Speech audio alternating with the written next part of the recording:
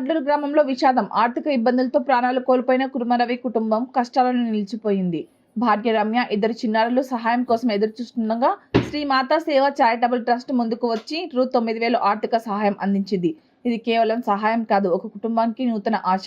ఈ సేవా కార్యక్రమంలో ఐజేఏలు ఎలక్ట్రానిక్ మీడియా అధ్యక్షులు Patnam Shetty Srinivas, Kodipakya Sairam, first ward councillor Mahesh Goud, Kandam Narayana Rao, BJP senior నాయకులు లక్ష్మీపతి, డాకురి భాస్కర్ రావు తదితరులు పాల్గొన్నారు. ట్రస్ట్ వ్యవస్థాపకులు శ్రీకాంత్ దత్త గారికి హృదయపూర్వక కృతజ్ఞతలు. మీరు కూడా ముందుకు రండి, చిన్న సహాయం ఎవరికైనా పెద్ద ఆశ అవుతుంది.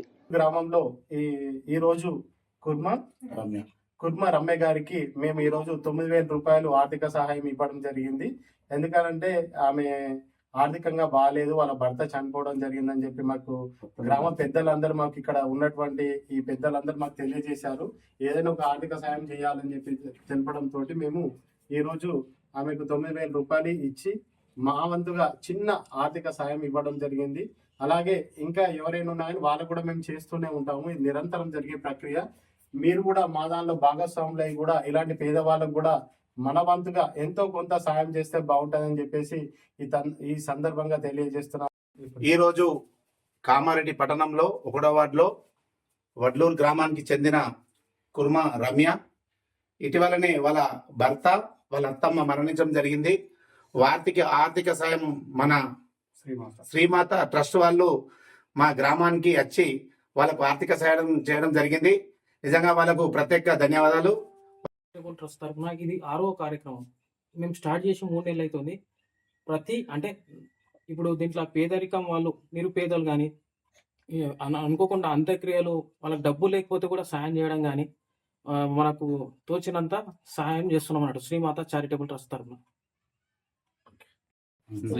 శ్రీమాత ట్రస్ట్ మాకు ఇట్లా గరీబ్ వాళ్ళం కాబట్టి మాకు వీళ్ళు కొన్ని డబ్బులు అందజేసారు. 9,000. ఇలానే ఇట్లా మా పిల్లలకు చదువులకు కానీ దేనికన్నా ఏదైనా ముందు కావాలంటే అవసరానికి మనల్ని ఆదుకోండి. అందరికీ నమస్కారం. ఈరోజు అడ్లూరు గ్రామంలో శ్రీమాత ట్రస్ట్ వాళ్ళు కుర్మ రమ్యకు ఆర్థికంగా 9,000 రూపాయలు అందించడం జరిగింది. కారణం ఏమిటంటే వాళ్ళ భర్త ఇంతకుముందు అప్పుల బాధతోని చెలరబడి సూసైడ్ చేసుకోవడం జరిగింది. ఆ బాధ తట్టుకోలేక వారి తల్లి కూడా, అంటే వీళ్ళ అత్తమ్మ కూడా ఇటీవల కాలంలో మరణించడం జరిగింది. వారికి కూడా ఊర్లో అనేక మంది ఆర్థికంగా సహాయం చేశారు. వాళ్ళకు చిన్నపిల్లలు ఉన్నారు కనుక దయచేసి ఈ వీడియోను ఎవరు చూసినా మీకు తోచినంత వారికి సహాయం చేయాలి. ఎందుకంటే వాళ్ళకు భూమి కానీ ఇల్లు కానీ ఏది లేదు, వాళ్ళ వెనక కూడా ఎవరు లేరు కనుక ఈ చిన్నపిల్లల ముఖం చూసి కూడా ఎవరైనా ఆర్థికంగా సహాయం చేయాల్సిందిగా మనం చేస్తున్నాం.